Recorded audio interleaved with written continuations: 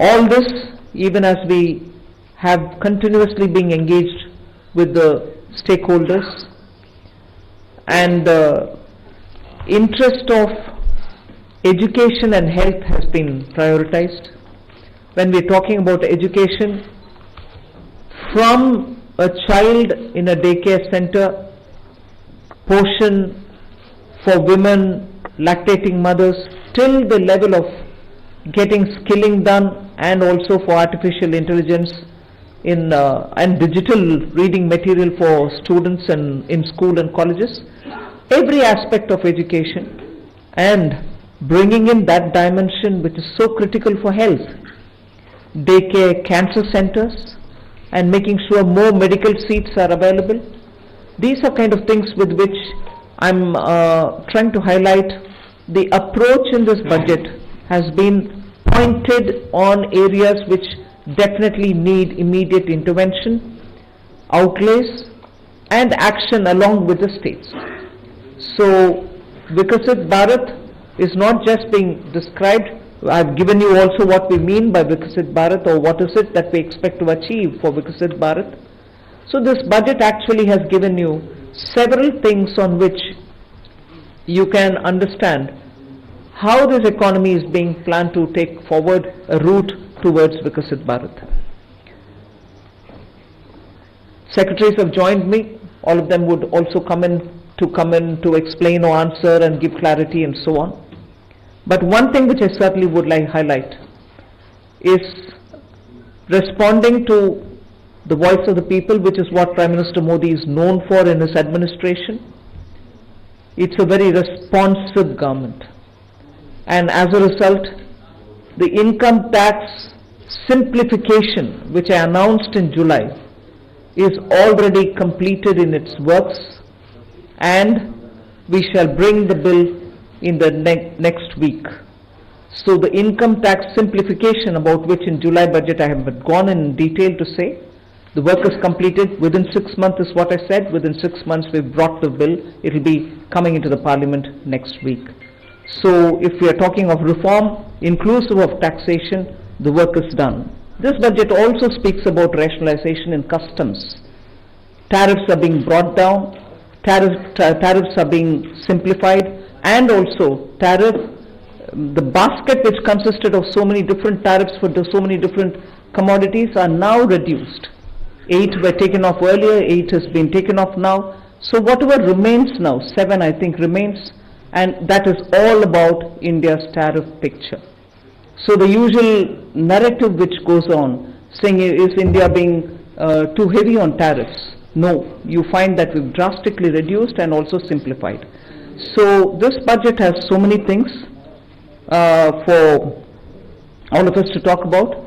The more important thing about agriculture, which performed very well during COVID and which has contributed to India's food security, the proposals which are mentioned in this budget actually talk about everything to do with beej to bazaar, literally from the stage of seeds, hybrid seeds, climate resilient seeds, seeds which can give greater output, seeds which are going to be high yielding, all this together to the final point of India becoming the world's food basket. That's the definition I put in when I was talking about Vikasit Bharat. So we are making sure that India's agriculture gets the support across the board, whether it is on seeds, whether it is for skilling the farmers, whether it is rural prosperity, whether it is going to have agriculture and allied industries being set up in rural areas, and whether it is going to be farmers getting better and more loan with interest subvention, not just farmers, fishermen, and also dairy, meaning animal husbandry. So the picture for rural development and the picture for supporting agriculture is across the board, and that has been narrated. The second thing which I would want to highlight is the continued emphasis that we are giving since vote on account budget, July budget, and now on the MSMEs. Whether it is giving them sovereign guaranteed loan, whether it is support during COVID, whether the definition being changed now for better, more inclusive growth in MSMEs, access to bank credit. So MSMEs have also been given greater emphasis. Together with this, I'd like to highlight the point that energy security has had greater attention in this budget. We've highlighted in July budget how even pump storage will have greater attention. Solar and wind and renewable energy has also been taking consistently good importance in our budgets. This time we are talking about the small modular reactors. I've also announced that there shall be 2 amendments, one to the Atomic Energy Act and the other one for the civil liability. All of this is going to help us attain energy security. Insurance sector's FDI limits have been enhanced. That is another important announcement. I'll end my opening statement with 2 things. There is no reduction in the public spending on capital expenditure. Let's put that up front. We continue to place emphasis on the multiplier effect that capital expenditure done by government has shown, has sustained us. We continue on that. And with all this, our fiscal prudence has aligned itself to the glide path that we announced in 2020-21. So we've kept ourselves in alignment. Fiscal prudence has been maintained. The next year, coming years, estimate is also been given. Well under 4.5 is what we had said earlier. We are also projecting the same. So this is just as an opening statement. There's a lot more to say, but as you all ask questions, so shall we answer. Thank you. Thank you, ma'am. 225. 225. Mic, please.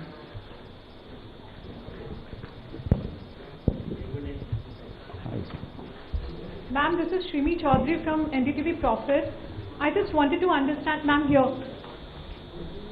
Ma'am, you said the new income tax bill will come next week. Will that be in the form of draft, and where you are also going to take stakeholder comments on that? Yes, as a bill, any bill goes to the standing committee, and the standing committee will of course consult with so many stakeholders, and then it will come back to us, and if necessary, any more amendments if need to be brought in, we'll bring it in and take it forward in the House. So do we expect implementation in this in the fiscal year in FY26? Do you expect what? Do we expect the implementation of? Well, let it get passed. I hope it will get passed without much of a difficulty, but it is only after its passing. Sure. Thank you. 35. Front.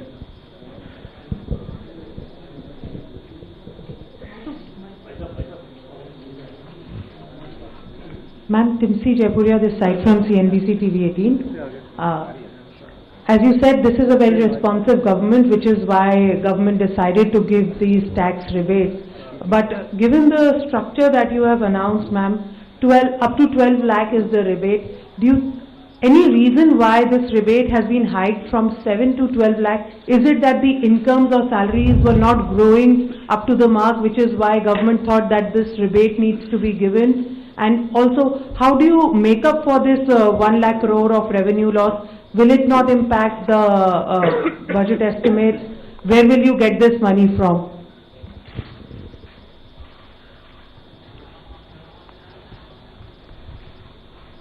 Firstly, I think the first question is, you said that this, when the incomes are not growing.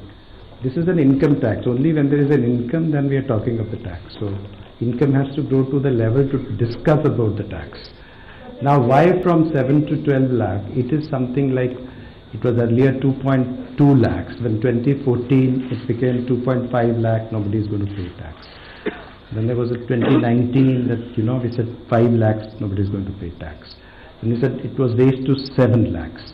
And now it's being raised to 12 lakhs. So this is a perception that the government feels that, on the average 1 lakh per month, if you have, then you need not pay tax, which means that, we are doing it in 2 ways. One is we are reducing the slab rates. We are expanding the slabs. If you would have noticed, the slabs are now 0 to 4, 4 to the uniform slabs, and there is a gradualism. There was a thing when we had earlier 20%, then it was jumping to 30%. Now it is 20, we have introduced 25 also. So it's a gradual thing which has been done. Now this benefits every one of the taxpayers, because whatever benefits which has come from the slabs gets transmitted across. So therefore everyone gets a benefit. Now the second part, FM decided that, well, some people should get a little more benefit than merely slab rate reduction could have given. And so therefore an extra rebate. So slab rate reduction for everyone and extra rebate for 7 lakhs were already getting it, now 7 to 5 lakhs more people have been added. So this is the philosophy behind it. And as you said, why you do it, I think we expect that all that money which they gave, it comes back to the economy in either consumption, savings or investments, in whatever way they choose to do.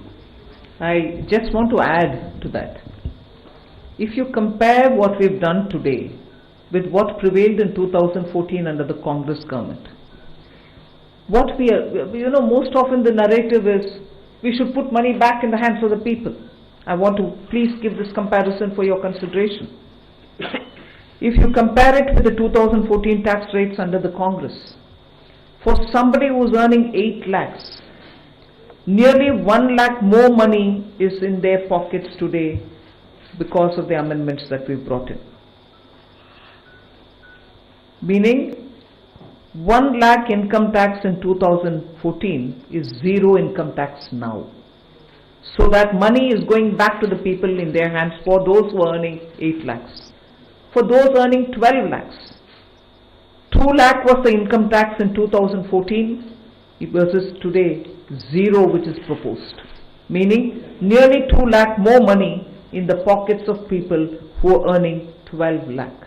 Alright, did I stop it there? As Finance Secretary rightly said, across the board everybody is getting benefit because the rates have also been brought down. Not just the rebates being given to up to 12 lakhs. Rates for everybody is being brought down. As a result, take somebody who earns 24 lakhs in a year.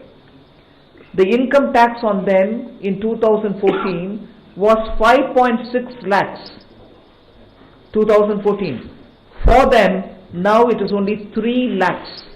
The rate change has benefited somebody who earns 24 lakh as well. So 2.6 lakh rupees more in the pocket of people who are earning 24 lakh. So it is not just those who are up to 12 lakh because they are not paying any tax at all, because rebate is given to make up for the tax amount which they have to pay. It is not just up to 12 lakh. Even for others, benefit is accruing, and compared to what it was in 14, that much amount of money is going back to those respective money earners. Just compare it with 24 tax rates, which is prevailing now, and what is being proposed. I would like to draw the comparison. 8 lakh people, meaning those who are earning 8 lakhs. 30,000 rupees more is being put back into their pockets, meaning they would be paying 30,000 in the prevailing tax, 8 lakh salaried wale. Now they pay 0 in the new proposal. Similarly, 12 lakh salary or income wale would have 80,000 rupees tax to pay in the current prevailing taxation rates. They would have 80,000 rupees now go back to their pockets. They don't have to pay that tax. Go to the 24 lakh and compare with the present rates. Present prevailing rate, they have to pay 4.1 lakh rupees as tax. We are saying now they will have 1.10 lakh in their pockets, which they don't have to pay as tax. So we have put good substantial amounts into the pockets of people who deserve to get that, and I would want that to be highlighted compared to what prevailed in 14 and what prevails just this year. 3 number. Ma'am, many congratulations. That something that was being quoted to you as well as the Prime Minister, and yesterday the Chief Economic Advisor hinted, in terms of disinvestment and where you should not get into, government. You yourself have been talking from 2020, 21 and subsequently, government should be in less spaces. Has it been a strategy? Because I know you're committed to it, but last budget you didn't refer to it, this budget you have not referred to it. the target still remains there. Is there any impetus that you're going to do towards what has already been announced by the budget, for example, bank privatization of banks and others? That's one. And the second because it was unanswered, you're making it simpler, the income tax, and bringing a thing. Does that mean that you can now not necessarily all the time you can do it through a schedule or an executive order if you want to give some relief to a common man in the new income tax bill that you bring in?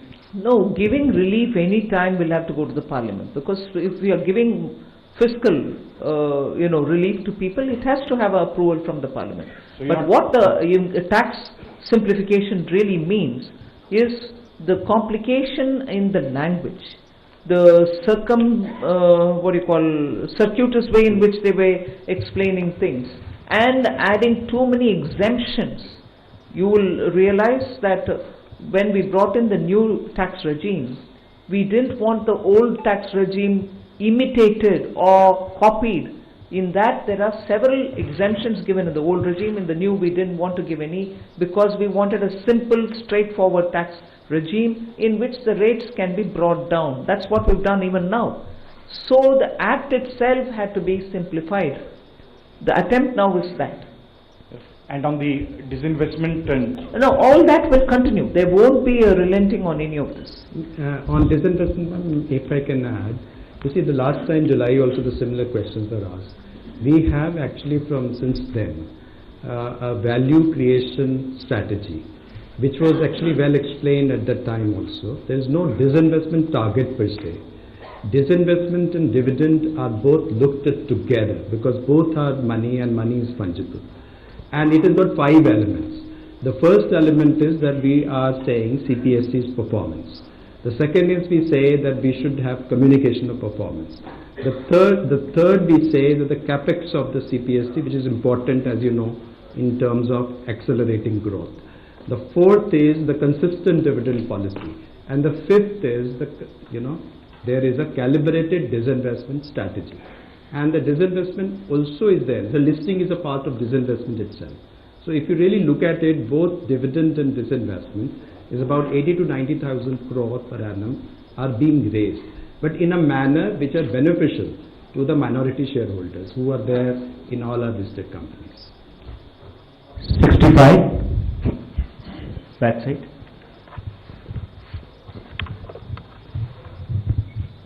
Good afternoon, ma'am. This is Ruchi Bhatia from Bloomberg News. I have a question for the Revenue Secretary and a question for you. If the Revenue Secretary can give us details on the benefits, the number of people who will benefit from the slab, from the rebates going up from 7 lakhs to 12 lakhs. And the question for you, Madam Finance Minister, a lot of people say that while the absolute number for CAPEX has gone up, the pace of spending has gone down as compared to a few years ago. Is it telling of the institutional capacity in terms of how much CAPEX push can the government really do? And secondly, as far as a lot of analysts do say that the multiplier that CAPEX has is a lot more than the multiplier in the economy than that tax cuts have. What would you, say to like some of those concerns as well? Well, 1 crore people will not benefit between the 7 lakh and 12 lakhs. Meaning 1 crore more people will pay no tax. On the CAPEX, I think there are 2 things playing out. One, of course, this particular year has had the elections happening, and because of that, both central government and state governments were catching up with investments, public spending on investments only from the 2nd and the 3rd quarter, so it showed.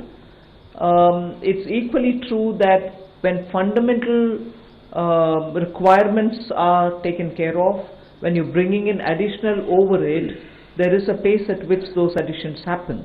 So it's not as if there is no thirst for capital expenditure, but now it will be at a pace in which you can build on each one of the developments that you've done prior. So it will continue. There are some departments which will need more. There are others who would probably reach a plateau, but expenditure will have to continue even in them. So the heads where the capital expenditure will happen will vary, but expenditure will happen in building assets. 121.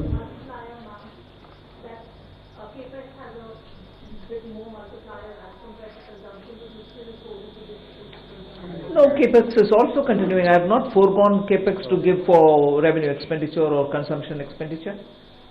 So both continue. Yeah, Ajay. Look at what the overall numbers are. Even in the coming year, the next year, effective capital expenditure, including what Government of India provides to state for their capital expenditure, is 4.3% of the GDP, one of the highest. It's not just what Government of India departments spend, it is the total money which goes for the capital expenditure. And if you look at that compared with this year's RE, there will be 20% increase. If you look B to B, still there will be a 10% increase. And it is not a capacity issue, it is a new sectors coming up. For example, if you notice, urban sector, the allocations are increasing. That's one area which requires a renewed focus. 121. On the capex, because this point can come up later also. So one is the capex that we give directly, that is we do a central government directly.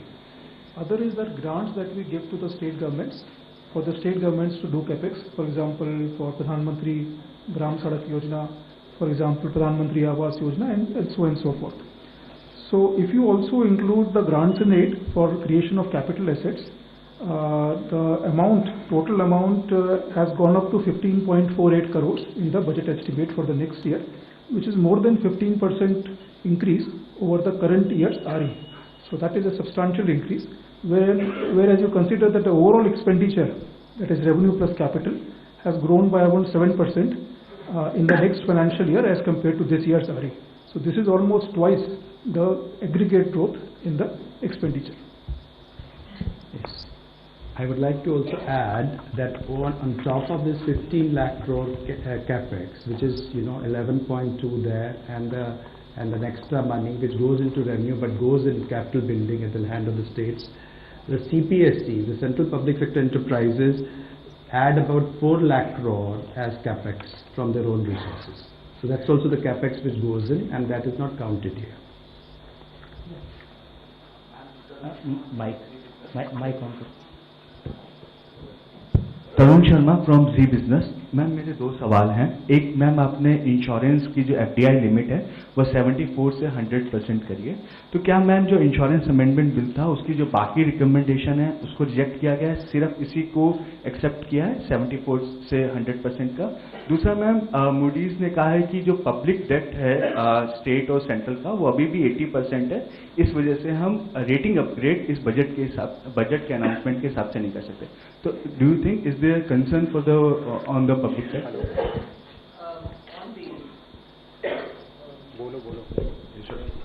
Yeah. See, now presently the insurance is 74%. Now, fundamentally, whether it's 74% or 100%, the materially doesn't matter. What actually matters is the psychological feeling that they can actually own the company 100%. Along with this FDI, we are also going to, FM also announced that we are going to simplify certain procedures and rules that we frame, which are including the key management person who can be chairman of the company, and person who can be the CEO and board of directors, and also repatriation of dividends. All those are part of this the proposed reforms that has been announced by the FM today.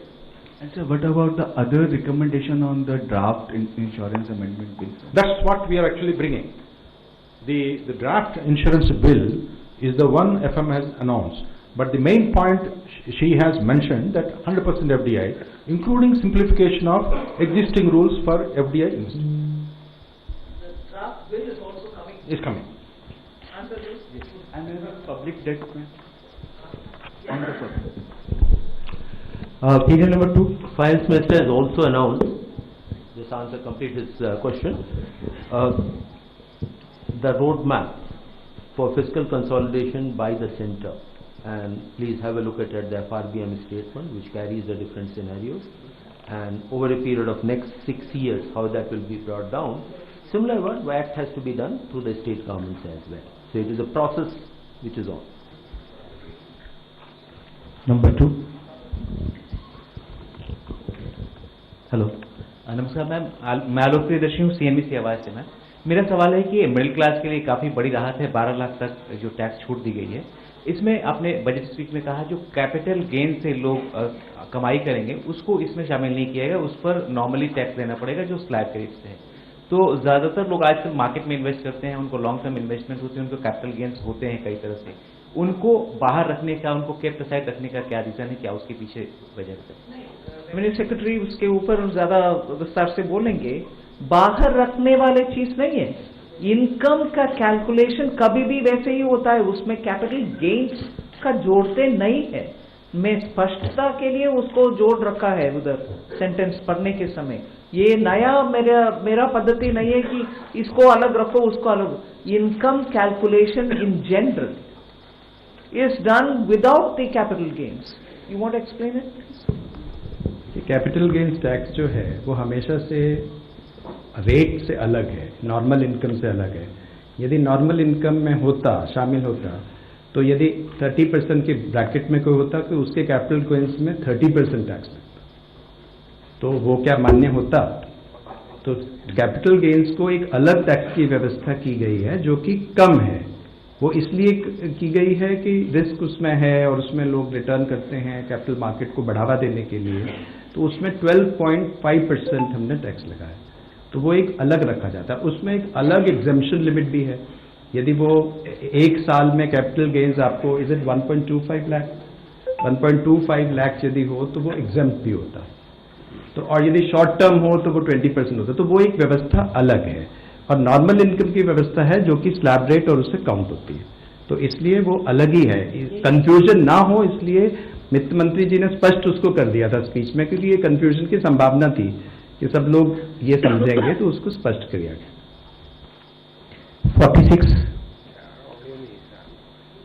पीछे hello ma'am, Harsh Kumar from Business Standard newspaper. Ma'am, since government has decided to move ahead with a comprehensive asset monetization plan, so what are the new changes from the previous one, and if you can give some broader aspects of it in detail? See, as we are aware that till the last year, the first program which was launched in 2021, achievements have been of the order of about 90%, which is a good progress. Based on that success is the next leap, almost double the amount which are coming up. And there are newer asset classes will also be come up. For example, transmission assets, and not just of the Government of India. Government of India doesn't own, say, Power Corporation, Power Transmission Corporation, but state government's assets are also there. So they will do the monetization, and you will hear very soon that entire plan will be out. Sir, can we, in future, can we get a separate number of asset monetization and disinvestment? See, this money, what the intent is, there's already an investment, or rather the assets are there, which may be owned by Government of India, which may be owned by, say, NHAI, or they may be owned by one of the PSUs.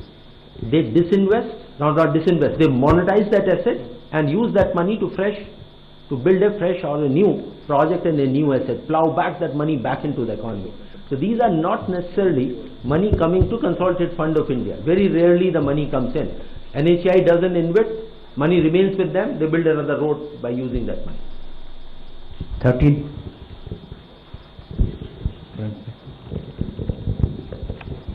Hi ma'am, good afternoon. I am Kriti, I'm from Insomnis Media.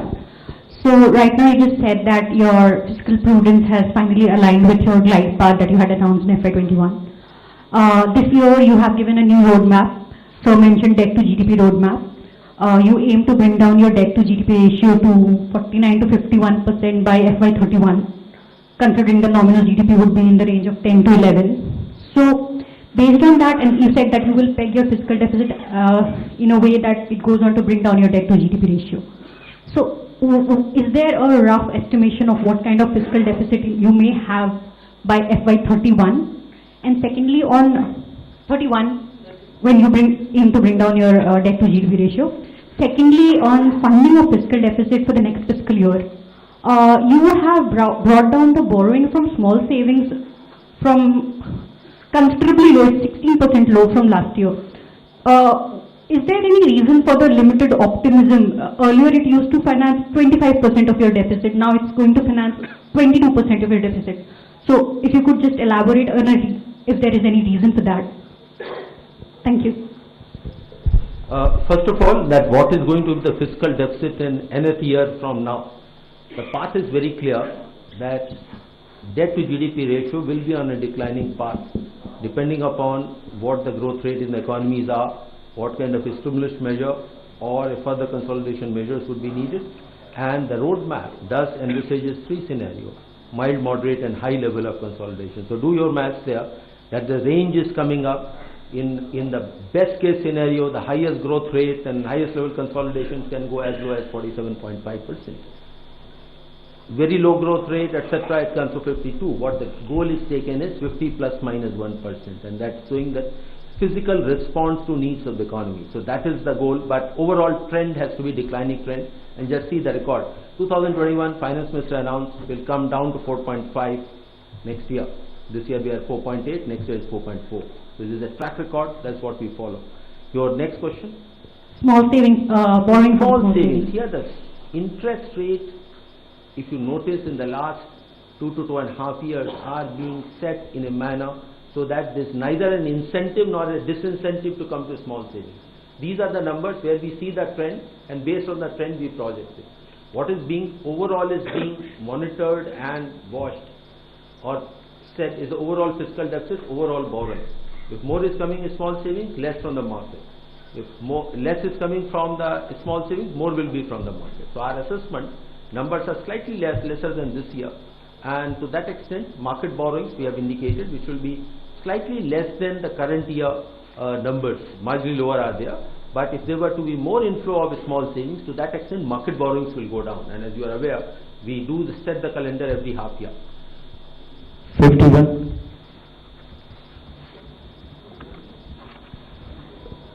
Hi ma'am, this is Vikas from the Hindu.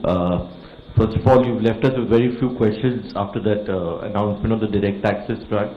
And you mentioned that there is a 1 lakh crore revenue foregone from that move, which is obviously going to help boost consumption and demand and private investment in turn. I wanted to get a sense of the mathematics behind the overall fiscal math that we worked out for next year, because despite this tax relief, we are looking at a direct income tax as receipts as a part of gross tax receipts are likely to rise to 33.7% as per the revenue receipts plan, and which is the highest ever, and marks a significant increase over the 24-25 income tax receipts. So I want to understand what's what gives, how do you work this out? Because on one hand we are giving away significant relief. Where do we expect the gains I hope from? you're not suggesting we shouldn't have done this.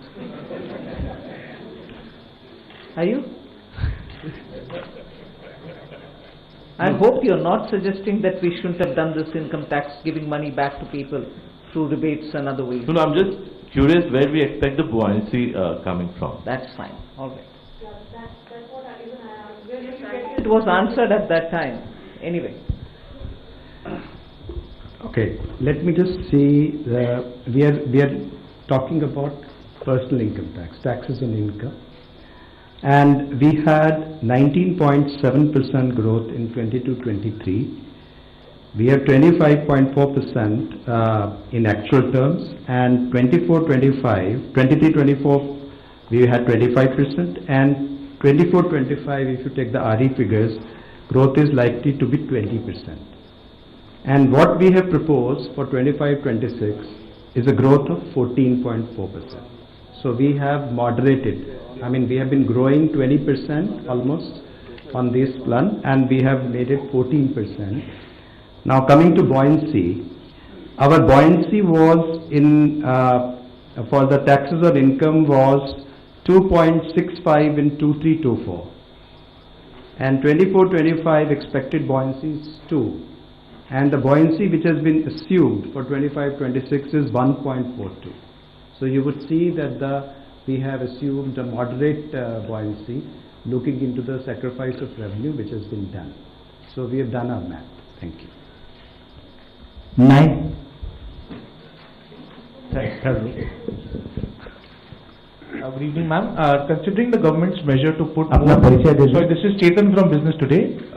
Considering that the government's measure to put in more money into the hands of the public, are you trying to mitigate the impact of a possible Trump tariff trade wars from the US, or are you relying more on domestic production to ensure that Indians have a shield from the US trade wars if they happen to be so?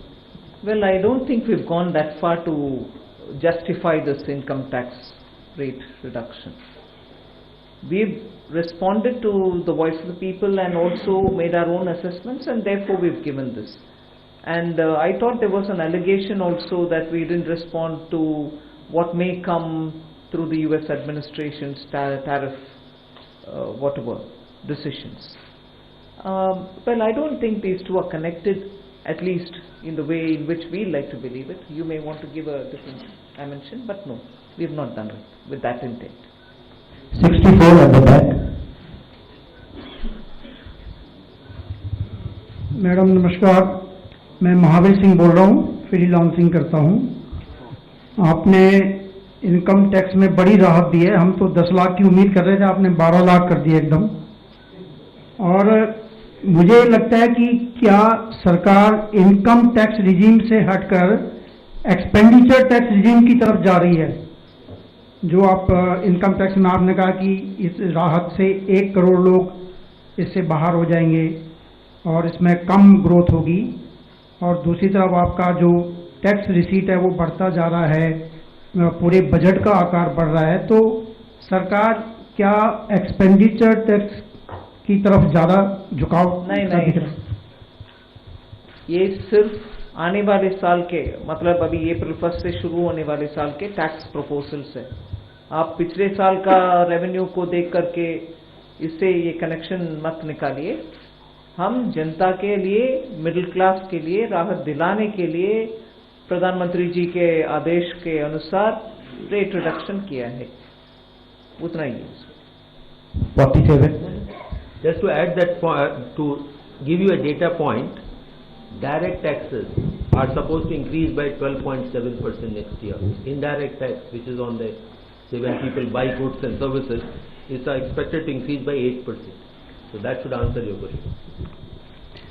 Yes.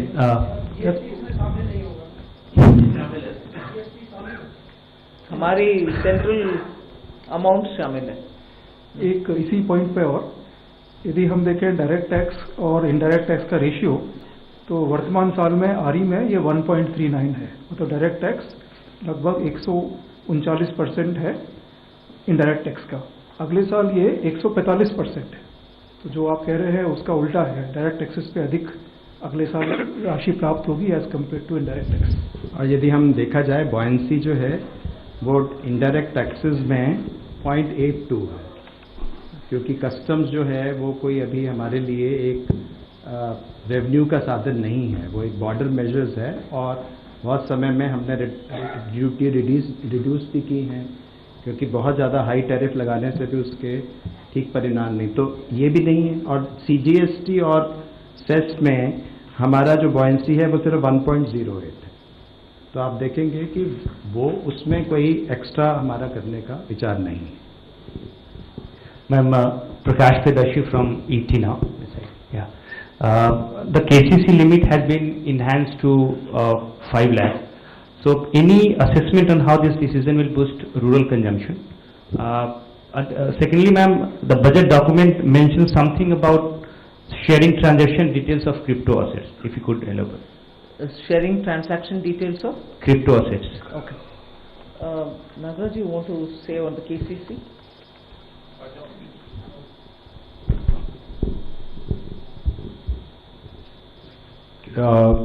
Increase in the KCC. Yeah.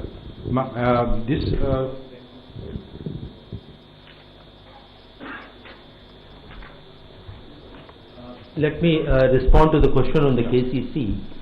This is to enable those farmers who are doing commercial cropping, they require more more crop loans are required. It will facilitate them, and government will provide the interest subvention for them up to limit of 5 lakhs. It is not first to assist the farmer It is not a measure to boost rural consumption. That is not the intent. Intent is farmer needed more crop loans. It is to facilitate that. That is the purpose. And 1 lakh if I can was add, decided long time ago. High time it was changed. the KCC loans are given at the 7% rate of interest. It's already subsidized by the government at 1.5%. Now, if the prompt repayment is there, there is another 3% to the farmer. The effective rate of interest on KCC loans is only 4%. Now, with the current announcement by the FM, there will be almost about 26 crore additional budgetary impact for this KCC loans. 45. जहाँ तक crypto का सवाल है, अभी हम crypto पे tax लगा रहे हैं, although it's not a regulated entity. Black money में भी टैक्स लगता है, तो उसी तरह से क्रिप्टो में भी टैक्स लगता है. नहीं, मतलब रेगुलेशन ना होते हुए भी इट इज टैक्सेबल. उसमें OECD G20 के अंदर जो हमारा फ्रेमवर्क एग्रीमेंट है, उसमें 2027 से ये निश्चित किया है कि सब जो उसके सिग्नेटरीज हैं वो उसमें इंफॉर्मेशन शेयर करेंगे. तो उसके लिए टैक्स लॉ में ये व्यवस्था की जा रही है कि हम वो इंफॉर्मेशन गैदर करने का फ्रेमवर्क, जो रूल्स हमको बनाने हैं, वो हम कर लें. Ma'am, Meghna Mittal from Money Control. The Union Budget has announced a big income tax relief in the new income tax regime. The budget has announced a big relief in the income tax, so in the new income tax regime. So how many taxpayers have moved to this new income tax regime, and does this also mean that are we phasing out finally the old tax regime? 75% जो हैं, 75% have already moved to the new tax regime under the individual category. No, if we are phasing out, I would have said it, na? The scheme is available, but we expect that almost everyone will shift now. 224.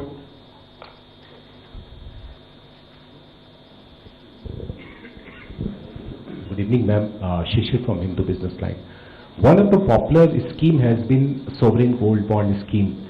We have not seen any of the issue during the current fiscal, and we are not getting any mention for the next fiscal. Does this mean that there is a curtain to this scheme? Well, yes, Ajay, yes, in a way, but Ajay can give you the details. Yes. See, these are the decisions which are taken. What is the purpose is, one of course is to raise borrowings from the market for the purpose of financing the budget, and at some point of time whether this asset class is to be supported or not. But the conditions of the recent past with experience has been that this has been rather a fairly high cost of borrowings for the government. As a result, for the last several quarters, government has not chosen to follow that path. As and when a formal decision is there, you will get to know. 226. Left. We'll take two more questions. Hello, hi. After this. Ruchika Chakravanshi from Business Standard. Just two things. One, if you could elaborate on the BIT that you've said that it will be made investor friendly. So will it be in the line with what we have with the UAE? And one, there is an increase in the corporate tax revenues also that have been projected in the FY26 budget. So what is the reason for you to, why are you expecting like a revival in corporate tax, which has been a bit of concern? Well, on the BIT, I think I've stated the reason why we want to revamp it, to make it more investor friendly. Yes, I can understand you quoting UAE and asking whether it is going to be in line with that. UAE was a bit more than, it was 2016 plus, it was more than the 2016 version of the BIT. But there is no particular template that I am adhering to. We want to make it lots more robust and lots more investor friendly. 125. Ma'am, good afternoon. Karishma from Business Today. Congratulations to you and everybody. Ma'am, Manrega has again, it's seen a stagnant allocation in the last 2 years. Despite that, this year's FY25's utilization has already peaked until December. Do you expect a mid-year revision? And ma'am, a quick clarification on crypto. When is the DA-led crypto paper likely to be released? See, on Manrega, I think every year the same question is asked, and every year we answer the same question. It is a demand-driven program. If as a result of increased demand, a state or another state, a third state wants money because their demand has to be met, the RE shows the numbers and we increase it. But just because of that, it doesn't mean that my BE will have to be on the enhanced note. Every year the numbers, in fact every crop season, post the crop season, the numbers vary. So as a demand-driven program, we'll certainly respond to it as and when the numbers come. On the crypto, when is the DA paper likely to come? You'll get to know when it comes out. This is last 6 at the back.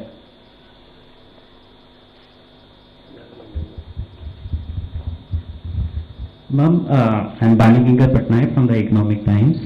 In your speech, you have said that there would be a light touch regulatory framework and that a committee will be set up to review all non-financial sector rules and regulations. So ma'am, is there, any possibility that it will also include financial sector regulations? But even as I read the speech, there were two different things.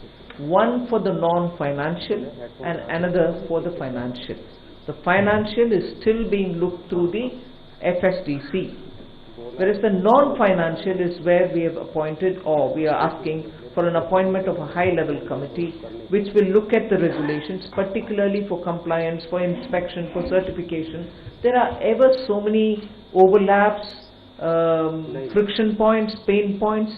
So to sort that out, our approach is this: one through the FSDC for the financial, and for the non-financial, several of them which are non-financial, the high-level committee.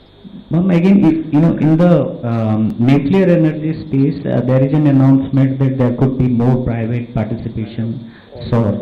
So, is there any particular frame in mind that how we are going to do it, or any incentives or something of that? No, what I've announced at the moment is what stands, and the respective departments will go into the details and they'll come out after the year commences. Thank you, ma'am. Thank you for